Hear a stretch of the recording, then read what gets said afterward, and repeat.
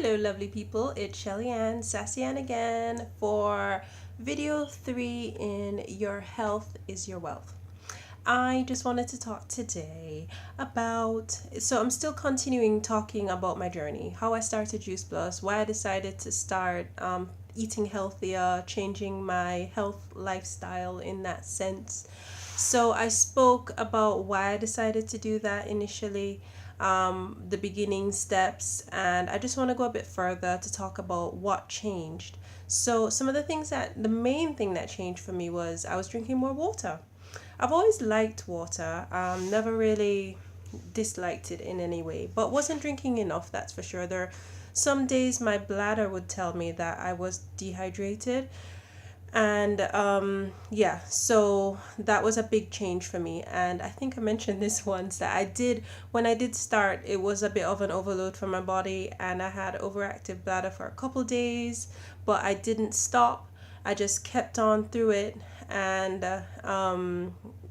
that is not fun by the way, but yeah, I kept on through it. Like, who'd have thought that water would give you overactive bladder? I thought it would be more like, like a lot of coffee, but whatever your body isn't used to, your body responds to that. And certain people's body respond in different ways. So so I pushed through the water bit. Since then, I mean, every day is an intentional decision every single day. There's not a day I just swig through 2 liters of water like it's nobody's business and it's the easiest thing. That doesn't really happen.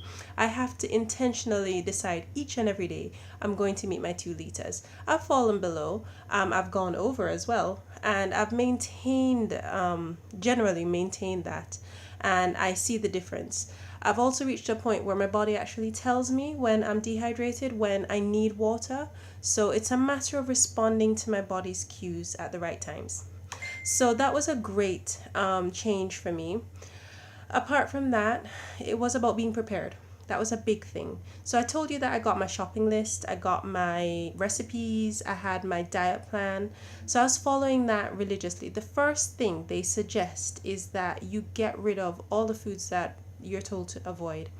To some extent, I did look at what maybe stuff I had in the fridge or in the kitchen that I knew as the only one who was going to eat it, and then I considered giving it away or eating it before I started, or if there were things I knew my husband and children would have, no problem, I just left it there.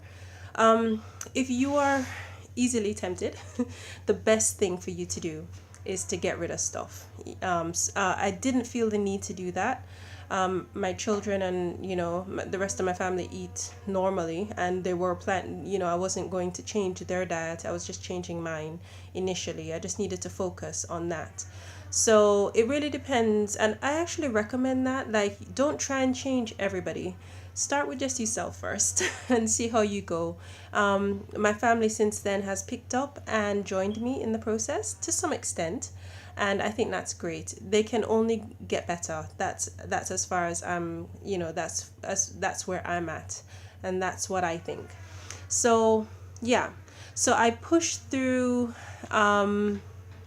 the no I yeah, so I decided, okay, I needed to be more prepared. I'm not really the sort of person to prepare the night before for the next day. I'm working on that. But my preparation was mainly having all the healthy foods I needed to have on a daily basis available and at my fingertips.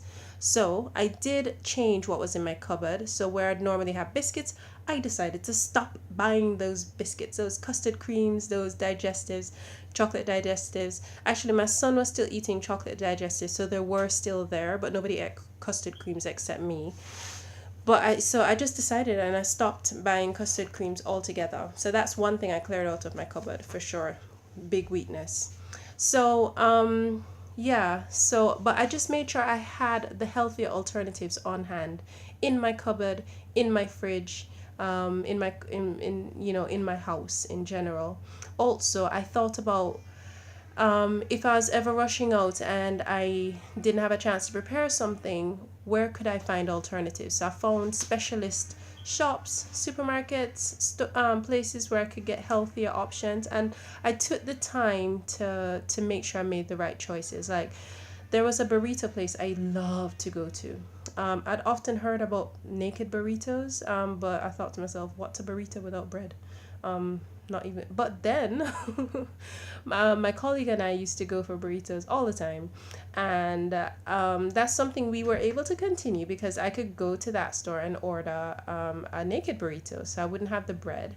I knew I was having chicken and vegetables, and I'd stay away from the dairy, the cheese, and whatever else was not in the plan. So, there are options. So that was my mental preparation as well, and exploring new places I could go to. But mostly, I've saved so much money because I used to buy food out all the time. I only buy lunches and snacks when I'm on the go, if literally I haven't had the time to prepare it. So I've saved money in that. Most of what I need to eat during the day, I bought it in my weekly shop, and it's on hand. It's available at a better price than buying these ready-made meals during the day. Okay, what else about preparation? There is you have to leave time to prepare. So after a while, I knew how long it took me to make my shake. I knew how long it took me to get my carrot sticks and my salads together. I knew how long it would take me to, wash my bottles because that's a constant thing. Wash your bottles, prepare them for the next day, that kind of thing. Wash the blender, that sort of thing. Soaking is a great idea for that, by the way. Yeah, so I think that's the key thing I wanted to share with you today. It's about being prepared. Knowing what the clean foods are, and preparing your home so that when you are starving, you can pick up a healthy snack. When you are rushing, you can grab something. What I also did was think about the stuff I could grab and go with. Not everything that is unprocessed is easily kept throughout the day. As well as I had to plan for long trips. And the plan gives you alternatives for times like those. And as I mentioned before, I didn't cheat at all when I first started. I really went all guns blazing with this thing, and it paid off. Now I'm a bit more, I know where to take a break and pick back up on. So yeah. The last thing I'll leave with you is the number of meals I was eating a day changed. So normally I would eat 1 to 3 meals a day. There were times I would go out. If it was a busy day, I'd just have no breakfast, sometimes missing my lunch, and then when I get home, I have dinner. That more frequently, I was having lunch and dinner and no breakfast. And there were days I had all three, but it was quite bulky stuff to fill me up and keep me going, with snacks in between. Mostly the between lunch and dinner, lots of snacks. That's when I had my biscuits, yep. And any other treats I liked and wanted to try. So yeah, and so the plan recommends eating regularly. I often used to hear people say you should eat small amounts several times a day, and I'm like, really, seriously? But I'm now doing it. My body also tells me when it's time for my morning snack and my afternoon snack, and and if I'm going through a period where I'm maybe not so well, or my body just needs a bit more food than normal, I have my extra salad ready, my extra carrot sticks or something like that. It doesn't always go to plan, but I know where to get the healthier options to fill those gaps. And as I said, every day it's an intentional thing. I can easily fall back into the trap of just going into the old routine, and I find that stress does that. So you are more stressed when you aren't prepared.